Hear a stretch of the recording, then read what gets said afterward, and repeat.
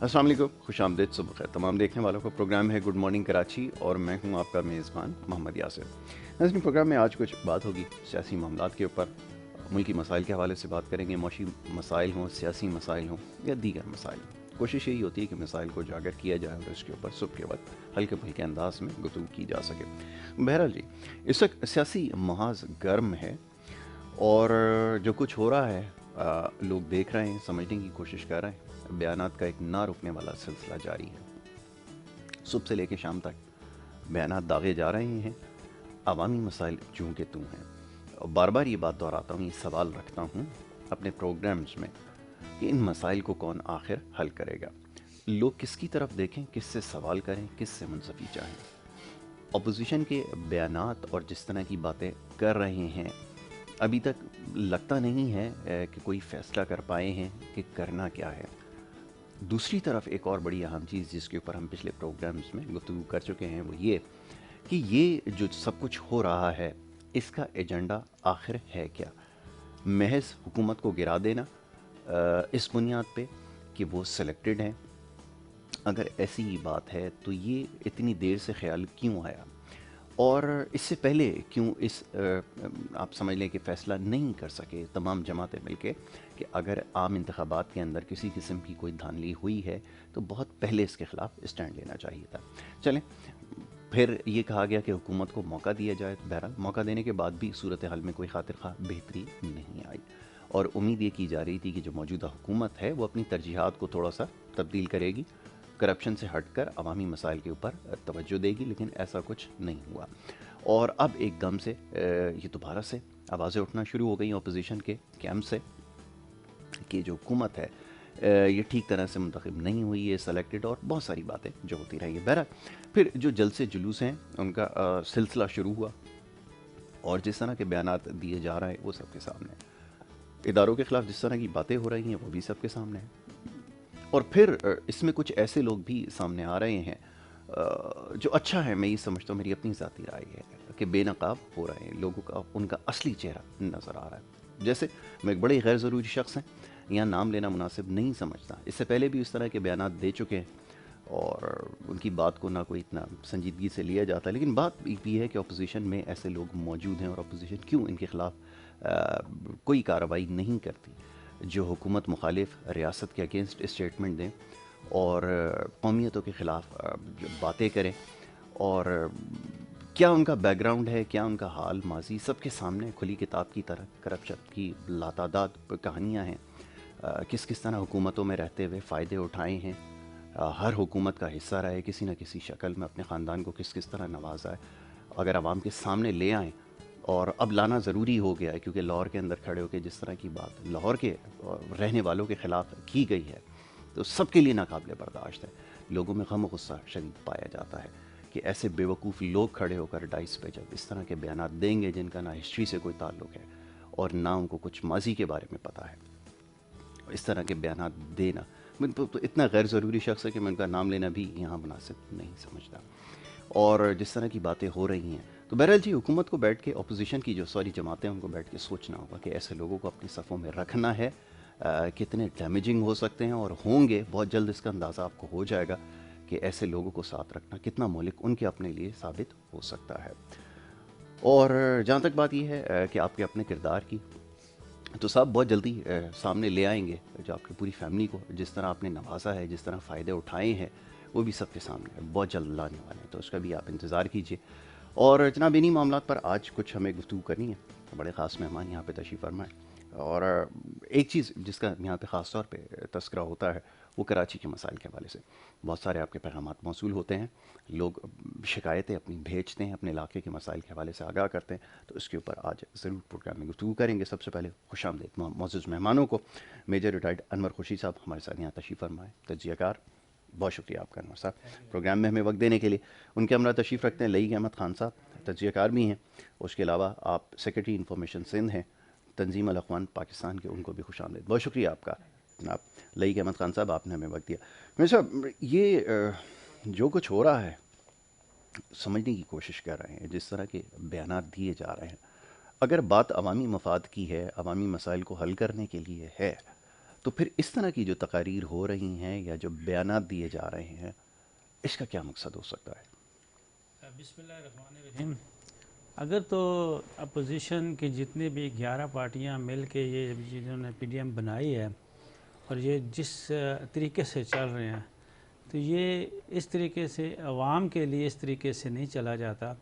अगर अवाम के मसाइल और अवाम की ज़रूरियात और जो रोना रोया जा रहा है कि महंगाई हो गई है और बहुत सारी ऐसे चीज़ें हैं जो अवाम की दस्तरस से बाहर हो गई हैं, ख़रीदारी की पावर नहीं रही, तो उसके लिए तो एक ही फोरम है कि वो है अपना फ्लोर ऑफ असम्बली के, वहाँ पे ये अपोजिशन अपनी पूरी तौर पर वहाँ पे बैठे और उसको किसी न किसी तरह जो कि अपनी कमेटियाँ होती हैं, असम्बली, नेशनल असम्बली की कमेटीज़ हैं, सेनेट्स की कमेटीज़ हैं, उसके अंदर अपोजिशन के भी रहनुमा होते हैं हुकूमत के साथ, और उसमें कई कमेटीज़ ऐसी भी होती हैं कि जिनके हेड जो होते हैं वो अपोजिशन के होते हैं। तो वो उन कमेटियों को पूरी तौर पर होता है कि वो सारा अपना होमवर्क करें बैठ के अपने चैम्बर्स में, और उसके बाद असम्बली में बैठ के वो बात की जाए और अवाम को रिलीफ दिया जाए।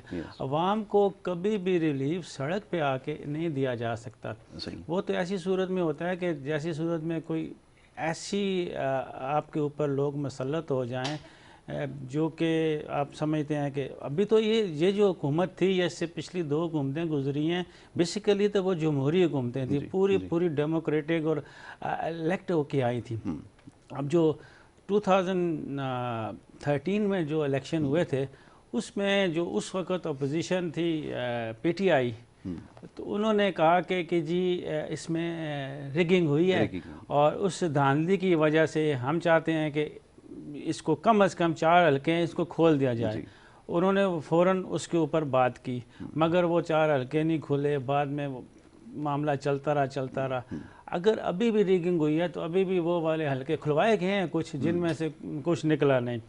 तो अगर रिगिंग हुई थी तो उसी वक्त अब 3 साल 2.5 साल से ऊपर हो गए हैं इस गवर्नमेंट को, हो गए हैं। अब जाके वो कह रहे हैं कि जी ये गवर्नमेंट जो उस तरह से नहीं आई। दूसरी बात यह है कि अपोजिशन को अगर अवाम के लिए निकली है तो निकली किसके लिए?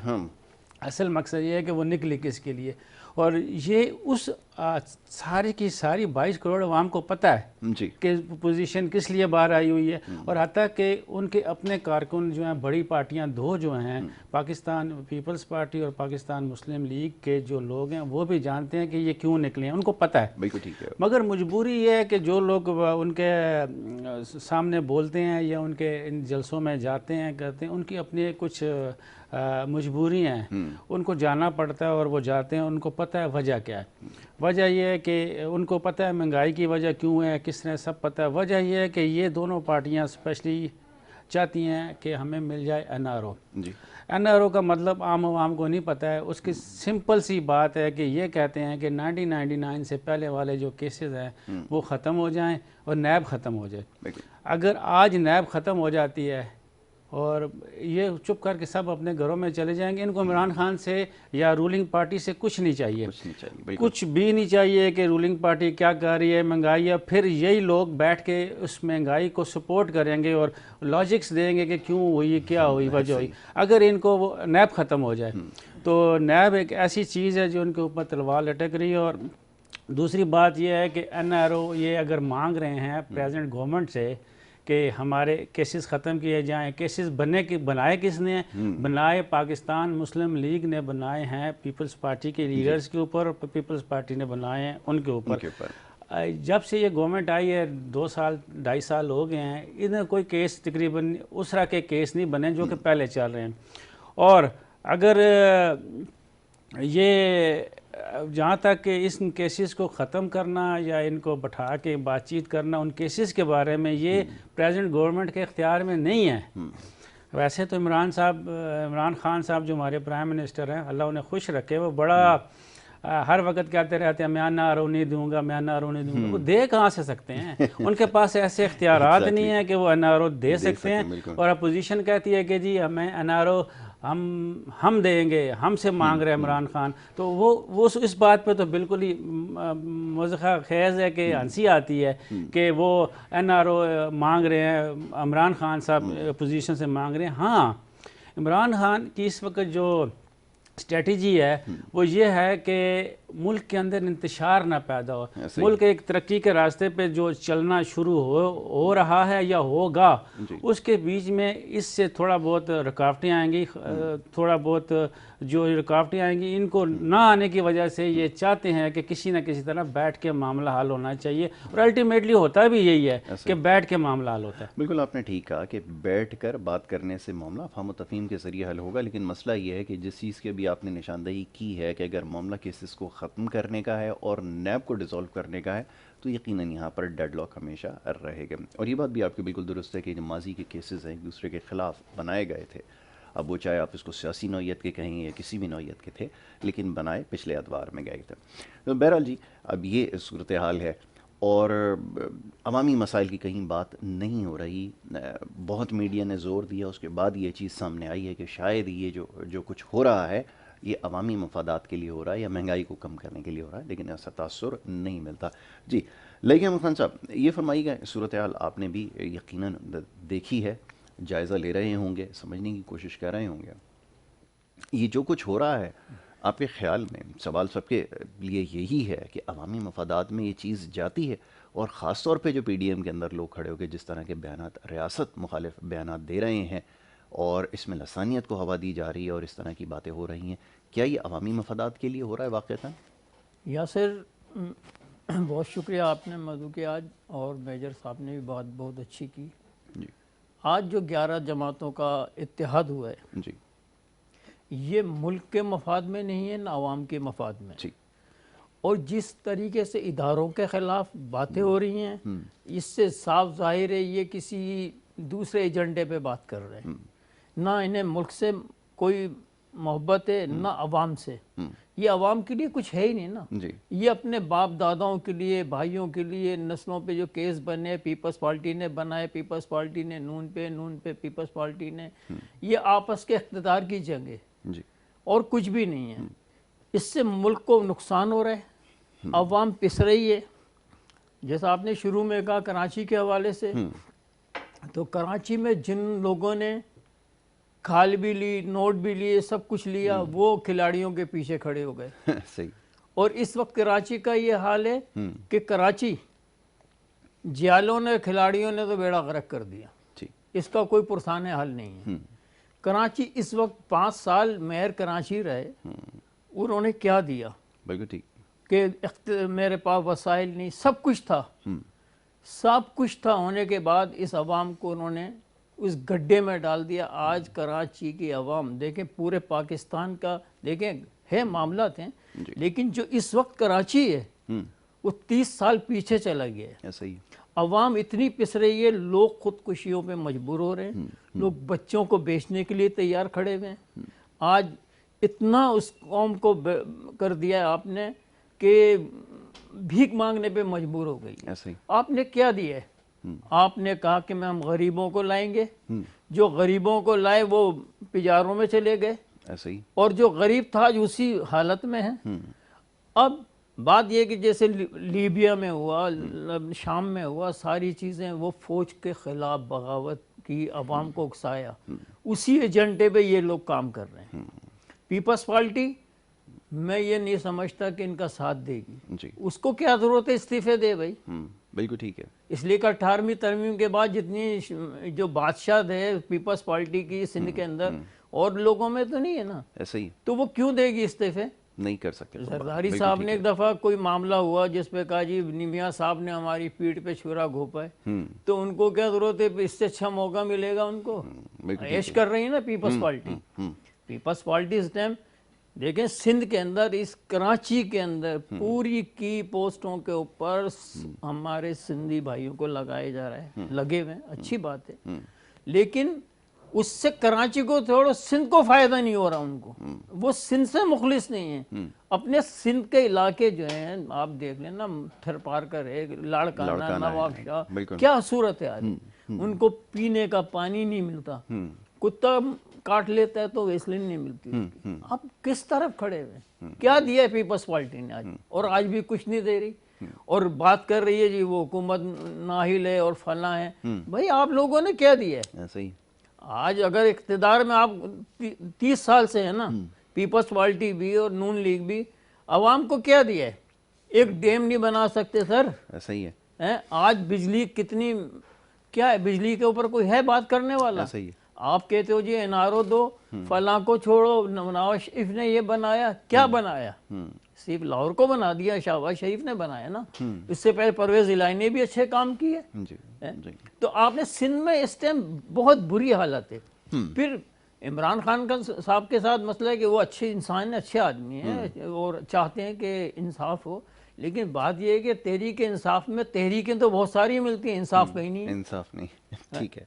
अब अगर केपी में जो इनको हुकूमत मिली, सूबा मिला था ना कि नवाज शरीफ में, उसको ही कम से कम मॉडल बना देते तो हम कहते कि यार ये चाहिए। ऐसा ही आज मियां इमरान खान के साथ ये मामला है कि जो लोग जो चीख रहे हैं, जो जलसे कर रहे हैं, उन्हीं के निकले हुए लोग हैं ना। तो ये दावा करते हैं कि ये जो हुकूमत विफाक में आज मिली है, ये उसी की मनहून मिन्नत है जो उन्होंने खैबर पख्तूनख्वा में जो परफॉर्मेंस दी है, जो वहाँ पर काम किए हैं, उसी की वजह से। नहीं सर, ये जो हुकूमत मिली उनको, उन्होंने कहा था हम नए लोगों को लाएंगे, नौजवानों को लाएंगे।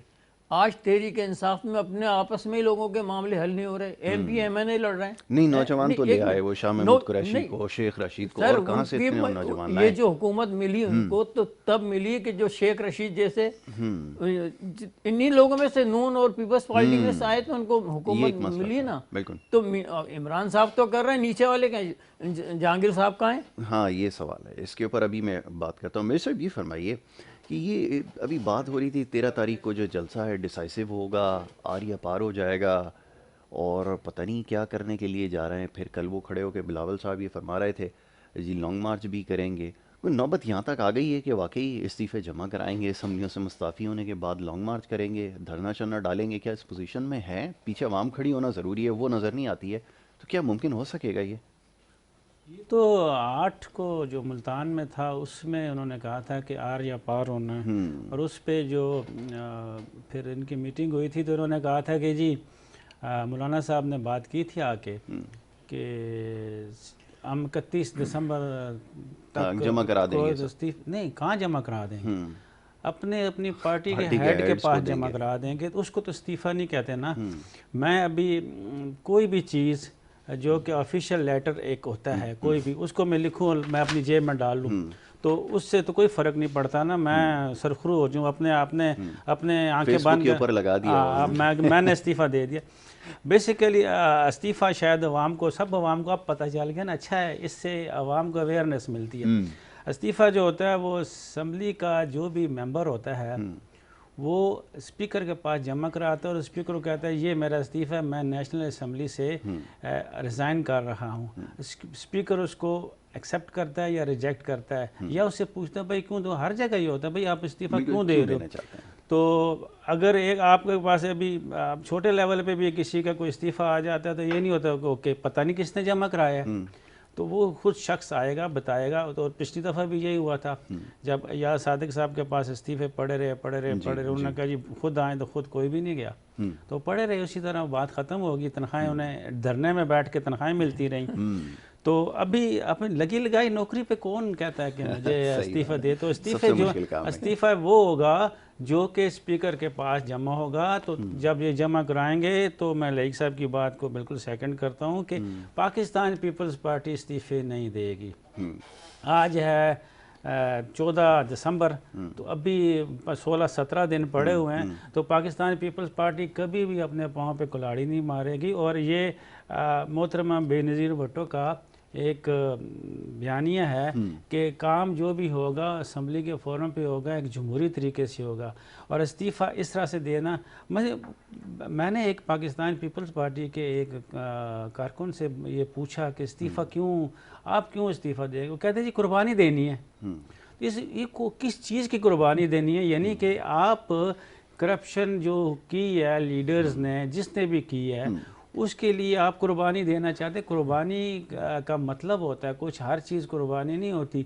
अब एक बंदा कहीं कोई गुनाह करते हुए उसको कोई गोली मार दे, दूसरा कहेंगे जी ये शहीद हो गया। शहीद के लिए कुछ होता है, कुर्बानी के भी कुछ पीछे उसके कुछ मोटिव्स होते हैं, किस चीज़ की आप कुर्बानी दे रहे हैं। ये कोई कुर्बानी नहीं होगी। हाँ, आप अवाम की खातिर अगर कर रहे हैं, मकसद उसका है अवाम की खातिर आप इस्तीफ़ा दे रहे हैं, तो इस्तीफ़ा क्यों दे रहे हैं? आप तो एक वो काम कर रहे हैं कि आप भाग रहे हैं, आप मैदान छोड़ के भाग रहे हैं। इस्तीफा देने का मतलब ये है। तो ये लोगों को गुमराह करने वाली बात है। इस्तीफा, आप अगर मर्द के बच्चे हैं तो आप असम्बली में जाएं, वोट ऑफ नो कॉन्फिडेंस लाएं, खान को बाहर निकालें और वहाँ पे आप खुद बैठें, तरीके से बैठें, जमहूरी तरीके से बैठें, जमहूरी तरीके से महंगाई को नीचे लाएं, जमहूरी तरीके से अवाम के मसाइल हल करें और स्पेशली हमारे शहर के कराची के मसाइल हल करें, जिसके ऊपर तो कोई बात ही नहीं करता। यहाँ पे कराची के अंदर बड़ा जलसा हुआ,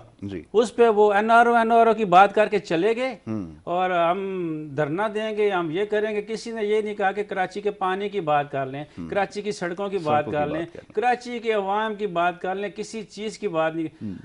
जो भी दुनिया का मसला बड़े से बड़ा है पाकिस्तान के अंदर अगर कोई है तो कराची शहर में है। ऐसा ही है। पानी, बिजली, गैस, ट्रांसपोर्ट, उठना बैठना, चलना फिरना, सारे मसाइल वो कराची में। क्यों?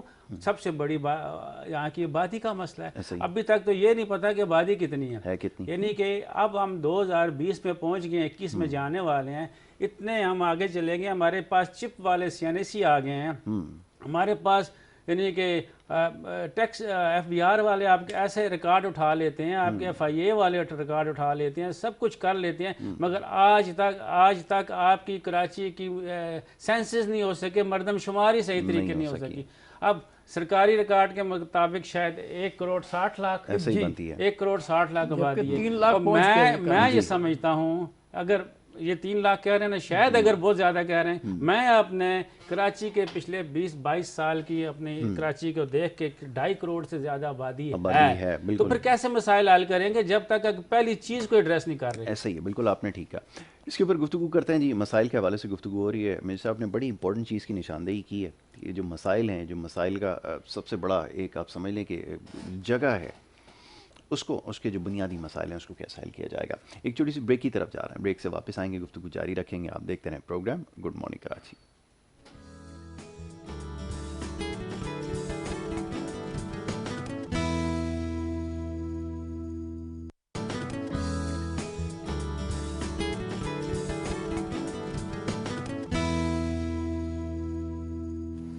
प्रोग्राम में आपको एक दफ़ा फिर खुशामदीद कहेंगे। ब्रेक पे जाने से पहले जी गुफ्तगू जारी थी, बात हो रही थी कुछ मुल्की मसाइल के हवाले से, सियासी मामलात के ऊपर ख़ास तौर पे प्रोग्राम में गुफ्तगू कर रहे थे। मामलात और भी हैं जिसके ऊपर गुफ्तगू होगी। और ब्रेक पे जाने से पहले हमारे जो मौजूद मेहमान हैं मेजर रिटायर्ड अनवर खुर्शीद साहब, बड़े एक अहम नुक्ता उन्होंने उठाया, वो ये कि मसाइल से आप लाइम रहेंगे तब तक जब तक आपको ये नहीं पता होगा कि आपकी कुल आबादी कितनी है। और ये मामला इससे पहले ज़ेर बहस आ चुका है, इसके ऊपर बड़ी तफसील से गुफ्तगू की जा चुकी है अपने प्रोग्राम्स मुख्तलिफ़ औकात में, इस मामले पर गुफ्तगू हो चुकी है। बहरहाल जी, ये बुनियादी वजह है जिसकी वजह से तमाम मसाइल जन्म ले रहे हैं और उनका तदारुक जो है वो इस वजह से नहीं हो पा रहा क्योंकि आपको आबादी का सही तनासुब नहीं मालूम। तो बहरहाल इसके ऊपर गुफ्तगू करेंगे और दीगर मामलात हैं। लईक अहमद खान साहब भी यहाँ पर तशरीफ़ फरमाए, उनसे हमारी गुफ्तगू हो रही थी। लईक साहब ये फरमाइएगा, जैसे सबसे कुछ देर पहले बात हो रही थी, वो मसाइल इतने ज़्यादा हैं। और एक बात मैं हमेशा अपने प्रोग्राम में ये अक्सर दोहराता हूँ, वो ये कि संजीदगी का मुजाहरा कोई करने के लिए तैयार नहीं। अगर मामलात को संजीदगी से लिया जाए तो शायद, लफ्ज़ इस्तेमाल कर रहा हूँ, शायद हल कर सकें, लेकिन क्योंकि संजीदा नहीं है इस वजह से मामलात हल नहीं हो पा रहा है। आपके ख्याल में क्या यही वजह है जिसकी वजह से मामलात नहीं हल हो पा रहे या और भी कुछ आपको नज़र आता है? देखें यासिर, बात यह है कि अभी मेजर साहब ने कहा कि ये इस्तीफ़े देने की बात कर रहे हैं, तो बात ही कि हुकूमत से ज़्यादा तो अपोजिशन मजबूत होती है। बिल्कुल, वो चाहे मामलात को हल करा सकती है, ये सारी चीज़ें करा सकती है अपोजिशन, इसलिए कि अपोजिशन ज़्यादा ताकतवर होती है, लेकिन ये संजीदा नहीं है। इन्हें अपने मफादात की, जैसे मेजर साहब ने कहा, उनको अपने NRO चाहिए, नेब को ख़त्म करना चाहिए, अपने मफादात की जंगे। यहाँ जो सिर्फ मामलात हैं या संजीदा कोई भी नहीं है। दूसरी बात, कराची के हवाले से फिर मैं कहूँगा कि कराची के अंदर जो मामला इस वक्त चल रहा है, सबसे बड़ा एक जो फुकदान पैदा हो गया है वो लीडरशिप का हो गया है। ना तो सियासी कोई लीडरशिप मौजूद है जो अवाम उसकी सुन ले, ना मजहबी हवाले से कोई ऐसी लीडरशिप है जो कोई अवाम उनकी बात को सुन ले। ऐसा ही जिस तरीके से पीपल्स पार्टी ने इस कराची में रवैया रखा हुआ है, कि सिंध के अंदर रखा हुआ है, अगर यही रहा तो मैं ये समझता हूँ कि इस कराची को फिर संभालने वाला कोई नहीं होगा। इसलिए कोई लीडरशिप ही नहीं है ना जी। जो लीडरशिप होती है खामोश करा देते थे, पूरे कराची बंद हो जाते थे, वो तो गए भाड़ में बेड़ा गर्क करके। लेकिन इस वक्त कोई भी नहीं है। ऐसा ही लोग तजर्बे कर रहे हैं कि फलां को ला के तजर्बे, इसको तजर्बे ना करें। इदारे जो हैं हमारे ये सब कुछ कर सकते हैं जी। और इदारे चाहें तो बहुत कुछ कर सकते हैं। अभी जैसे खेल खेला पीपल्स पार्टी और नून ने मिलके कि जी वो आईजी का, ये सब एक खेल हुआ है जी। एक तमाशा हुआ है इससे, इसलिए कि ये लोग सारे इनके साथ ही खेलते थे ना जी। आज आप इदारों को गाली दे रहे हैं, आप इदारों को कमज़ोर कर रहे हैं। सर इदारे कमज़ोर हुए तो पाकिस्तान कमज़ोर होगा। ऐसा ही है। हमारे इदारे मजबूत होंगे तो हमारा मुल्क मजबूत होगा। बिल्कुल ठीक। चलाते वही लोग हैं। कल तक आप लोग गोदों में थे, आज इमरान खान की बात है। इमरान खान का क्या सिलेक्ट, आपने कौन से उनको सहूलत दे दी? आप अपने मामला जब आते हैं असेंबली में, ऑपोजिशन तो भड़कती है ना। सिर्फ ये एनआरओ फला अवाम के मसले की बात नहीं है। जब बाहर निकलते हैं कैफेटेरिया में पहुंचते हैं तो आप एक दूसरे से अपने काम निकाल रहे हैं। ऐसा ही है। तो ये अवाम को बेवकूफ़ बना रहे हैं। लेकिन एक बात है, अभी जैसे जलसा हुआ हो रहे हैं, लाखों के जलसे दिखा रहे हैं कि 10 लाख आदमी थे, 5,000 थे, जो भी थे। लेकिन पहले लीडर जो है ना वो बेवकूफ़ बनाते थे अवाम को जी। लेकिन अब अवाम बेवकूफ़ बना रही है इन लीडरों को, इसलिए कि वो जा रही है कि छुट्टी है, चलो शुगल हो जाएगा, ऐसा ही कोई नई चीज़ देखने को मिल जाएगी। बस ये बात है और कुछ नहीं है। बात ये है कि आज देखें, मैं आज बड़े असर रसूख से कह रहा हूँ, अल्हम्दुलिल्लाह पाकिस्तान जो है अल्लाह के राजों में से एक राज है। बेशक बेशक, इसको कोई ख़त्म नहीं कर सकता इंशाल्लाह ऐसा ही होगा। और दुनिया के अंदर ये वाहिद मुल्क है जो इस्लाम के नाम पे बना है, जिन पे लाखों कुर्बानियाँ दी। बिल्कुल। आज हम जो अपने आप को महाजिर कहते हैं, हम अपने मकासद से हट गए। हमारा मकसद था कि हमारा एक मुल्क होगा, हमारा दीन होगा, सब कुछ होगा, लेकिन हम चले गए दूसरे रास्ते पे, काफराना निज़ाम पे। सारी चीज़ों को जब पाकिस्तान बन गया उसके बाद असल चीज़ से हट के लोग अपने मामलात को निपटाते रहे और आज इस नेच पे आके खड़े हो गए कि कोई किसी पे तैयार नहीं है भरोसा करने के लिए। चाहे नवाज शरीफ ने कितनी हुकूमत करी, बेनज़ीर ने कितनी की।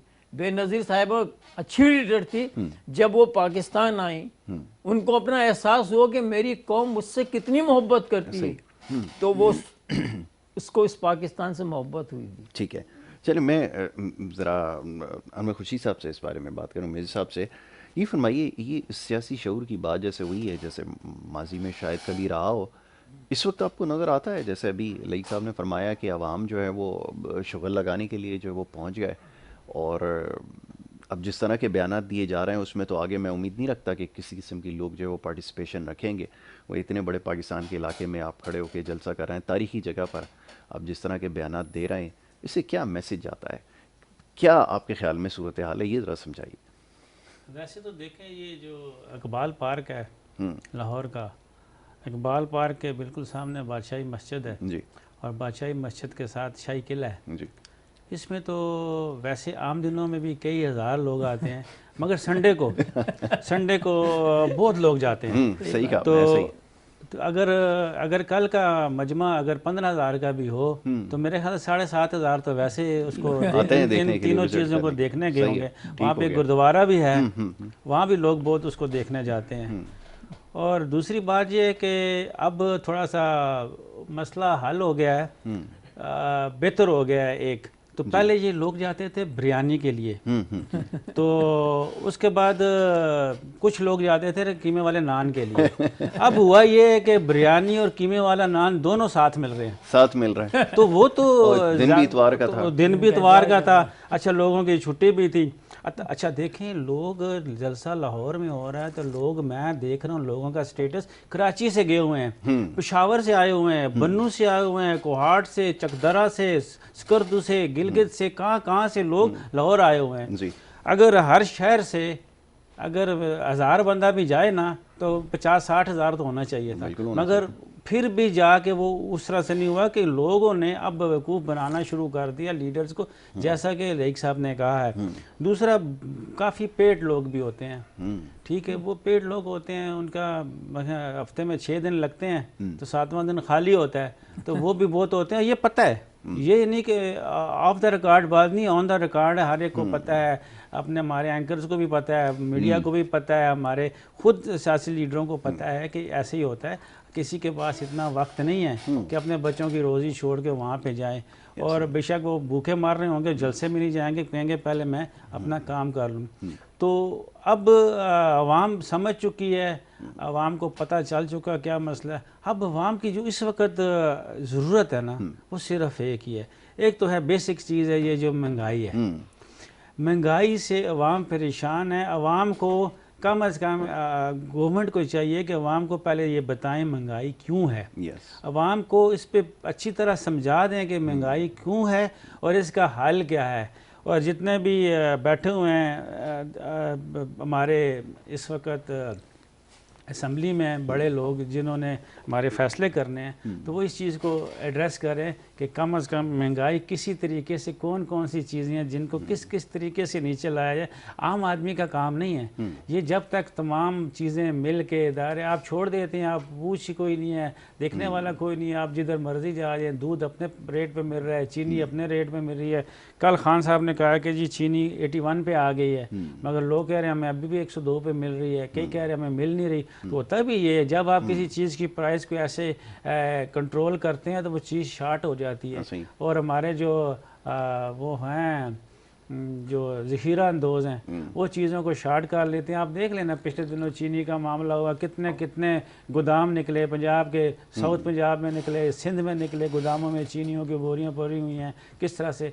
तो ये सारी चीज़ों को एड्रेस करना, तो अब बेसिकली हमें सिस्टम को सीधा करना है। और दूसरी बात यह है कि जैसे रईक साहब ने बताया कि हमारा कराची के मसाइल के बारे में या सिंध के बारे में कि यहाँ पे वो लीडरशिप नहीं है, ये बिल्कुल सही कहते हैं। मैं तो सजेस्ट करता हूँ अपने बिलावल भुट्टो जरदारी साहब को कि सब कुछ छोड़ देना, सब कुछ छोड़ दें जी।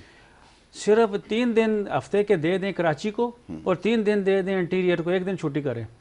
और मैं कहता हूँ कि जब बिलावल साहब खड़े होंगे ना इस हुकूमत सिंध के पीछे, और बाकी जितने भी हमारे ये ब्यूरोक्रेसी है या पुलिस है, इसके पीछे खड़े होकर सही तरीके से एक कमांडर के तौर पे बहुत ज़बरदस्त होंगे, तो फिर ये वज़ीर-ए-आज़म हम कह सकते हैं कि वज़ीर-ए-आज़म भी बन सकते हैं। और इनको चाहिए कि ये 3 दिन कराची को दें और 3 दिन इंटीरियर सिंध को दें, और ये 2 साल में सब अच्छा हो जाएगा। मैं आपकी इस बात से 100% इत्तेफाक करता हूँ, लेकिन फरमाइए कि अब हो ये रहा है कि महंगाई को कंट्रोल करना सूबाई हुकूमत की ज़िम्मेदारी है। जिस शख्स को उन्होंने यहाँ पर ज़िम्मेदारी दी उसको एडमिनिस्ट्रेटर आज लगा दिया। काम उसका ये था कि दूध की कीमत को कम कराना, उसमें वो बुरी तरह नाकाम और किसी चीज़ में कामयाब नहीं हुआ, आपने उसको प्रमोट कर दिया। अब जो बच्चा एक जमात के अंदर फेल हो रहा है उसको आप प्रमोट करके 1 क्लास नहीं 2 क्लास से आगे भेज देंगे, तो फिर कैसे मसाइल हल होंगे? इससे तो ये अंदाज़ा होता है कि ये कितने संजीदा लोग हैं या कितने मुखलिस हैं या इनके पास कितने क्रेडिबल लोग हैं। जब ये सूरत हाल होगी तो कैसे डिलीवर करेंगे, ये ज़रा समझाएं। ये जहाँ तक आप बात कर रहे हैं ना कि बच्चों का प्रमोट होना आगे, ये असल में बेसिकली ये एक कोविड की वजह से प्रॉब्लम। मैं तो इनकी बात कर रहा हूँ, ये जो उन्होंने एडमिनिस्ट्रेटर लगाया इधर, उसकी बात मैं कर रहा हूँ कि जिसका काम ये था कि दूध की कीमत कंट्रोल करना, उसको आगे वो बना दिया। बात ये है ना कि जिस वक्त ये जो होती है हुकूमत होती है, हुकूमत में जितने भी वज़ीर और मशीर होते हैं उनको चाहिए कि वो पिछली कारकर्दगी देखें, उन अपने जितने भी ब्यूरोक्रेट्स हैं कौन किस तरह से। ज़रूरी नहीं है कि हर इंसान हर शोबे में वो फिट हो जाए। अभी कल मैं एक हमारे जनरल परवेज़ मुशर्रफ थे, हमारे प्रेसिडेंट भी रहे, उनकी मैं एक बात इंडियन चैनल को एक इंटरव्यू दे रहे थे जी। उन्होंने कहा, एंकर ने कहा कि जी आपने खिलाड़ी को ला के बैठा दिया है हुकूमत करने के लिए। उन्होंने कहा मैंने भी 10 साल किया है। जिस वक्त मैं बना सदर पाकिस्तान या चीफ एडमिनिस्ट्रेटर बना तो उस वक्त मुझे कुछ नहीं आता था। मुझे फ़ौज में मैं बहुत A1 था, मगर इन चीज़ों का मुझे पता ही नहीं था। मैंने लोगों से सीखा, हर एक से सीखा। तो अब ये है कि ऐसे मामलात में जब आप निचले लेवल पे किसी भी सेक्रेटरी लेवल पे या उससे नीचे या किसी लेवल पे एक ब्यूरोक्रेट को किसी तरह लाते हैं तो उसकी स्किल्स देखें कि वो किस मामले में बेहतर है, जो वो उसकी स्किल्स हो, कोई एजुकेशन के में हो सकते हैं सही, कोई एडमिनिस्ट्रेशन में हो सकते हैं सही, कोई तो उनको उस हिसाब से फिट किया जाए, right person for the right job होनी चाहिए, तब जाकर डिलीवर करेंगे। लाइक शाह फरमाइए, अब जैसे मसाइल के हल के हवाले से बात होती है तो मसाइल तो हल तब होंगे जब आपके पास अहल लोग होंगे। मेरा तो सबसे बड़ा मसला ये है कि वो बड़ी तल्ख बात हो जाती है ये, लेकिन वो शायर कहता है कि बात तो सच है पर बात है रुसवाई की। लेकिन अब जिस तरह के लोग हैं ये डिलीवर कर सकेंगे टीम के अंदर, और भी बड़े सारे नाम है, खैर लोग बुरा मान जाएंगे, तो बताइए कि इनसे मसाइल हल हो सकते हैं। मेजर साहब ने बात की कि बिलावल साहब के हवाले से, ये तो नामुमकिन बात है कि बिलावल साहब, इसलिए कि बिलावल साहब को अपनी असल कैबिनेट के नाम भी नहीं पता लोगों को, समझे, वो तो जो उनको स्क्रिप्ट लिख के दे दिया जाता है पढ़ते हैं वो। सही। दूसरी बात, आप इस हुकूमत, सिंध हुकूमत की नाहिली देखें कि जो अभी एडमिनिस्टर लगाया वो कमिश्नर रहा, उसमें कोई एहलियत ही नहीं थी, क्या उसने कुछ करके दिया जो आपने उसको एडमिनिस्टर लगा दिया। जैसे अभी मेजर साहब ने कहा कि, और आपने भी एक बात की कि क्या कोई अच्छा डॉक्टर नहीं है जो सेहत को देख सके, कोई अच्छा सनतकार नहीं है आपके पास जो वो सनत को देख सके, कोई अच्छा एडमिनिस्टर नहीं है, तालीमी आपने एक जाहिल आदमी को लगा दिया। आप उसको बात करने की तमीज़, बातें करने के लिए सर मैं भी बहुत अच्छी बात कर लूँगा अभी, लेकिन इस कौम का मसाइल चाहिए। टमाटर 230 रुपए किलो, 40 रुपए किलो, चीनी 120 रुपए किलो, गरीब आदमी, यकीन माने पोश आदमी रो रहा है। तो ये हुकूमत किस तरीके से करेंगे? इन्होंने तो रुला दिया है। ये अपनी बादशाहत में लगे हुए कि 10-10 गाड़ियां निकलती हैं, प्रोटोकॉल मिलता है, तो ये नाहिल लोग हैं, ये जीरो हो चुके हैं। कराची को छोड़ा, अब सिंध के अंदर क्या किया है? सिंध के अंदर कुछ क्या, आज अस्पताल नहीं है, वहां पर गाय भैंसे बंदी अस्पतालों में। एजुकेशन क्या है? आपने सर भर्ती के एजुकेशन में जिसको स्कूल की स्पेलिंग नहीं पता, ये एक कितना बड़ा अलमिया है। आज कराची के अंदर कोई अच्छे स्कूल नहीं है। और सबसे बड़ा जो इस पाकिस्तान का अलमिया ये है कि जब से ये प्राइवेट स्कूल और प्राइवेट हॉस्पिटल बने, ये तालीम तो मैं कहता हूँ गरीब आदमी के लिए बेकार, यानी कि उसको सोच भी नहीं सकता। ठीक है, इसलिए कि जितनी फीस है स्कूल की उससे ज्यादा आपको उसकी ट्यूशन की फीस देना पड़ रही है। कहाँ से पढ़ाएगा? आप एजुकेशन तालीम की बात कर रहे हैं। हुकूमत का तालीमी निज़ाम अगर फ़ाल हो तो फिर इनकी ज़रूरत नहीं रहती, लेकिन अब क्या करें, जिम्मेदारी किसी को तो उठानी है। अब प्राइवेट सेक्टर, इसको निजी शोबा आप कहते हैं, अगर जिम्मेदारी ना उठाए तो फिर मामला जैसे हैं शायद इससे भी हाथ से निकल जाएंगे।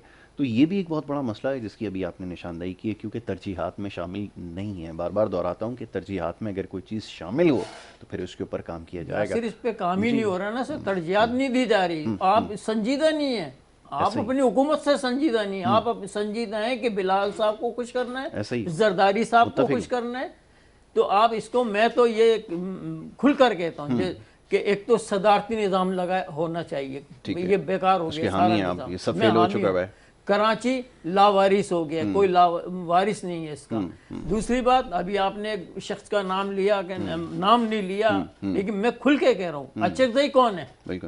ये मुल्क दुश्मन है, ये जिसने इतनी बड़ी बात की मेरे पंजाब के लिए, सिंध के लिए, बलोचिस्तान के लिए, ये मुखलिस नहीं है। और आप इतने बड़े लीडर होके खड़े हुए उसके बात करने की स्टेज पे खड़ा कर रहे हो, नहीं, बड़ा हमारे लीडर तो मुल्क का दुश्मन है।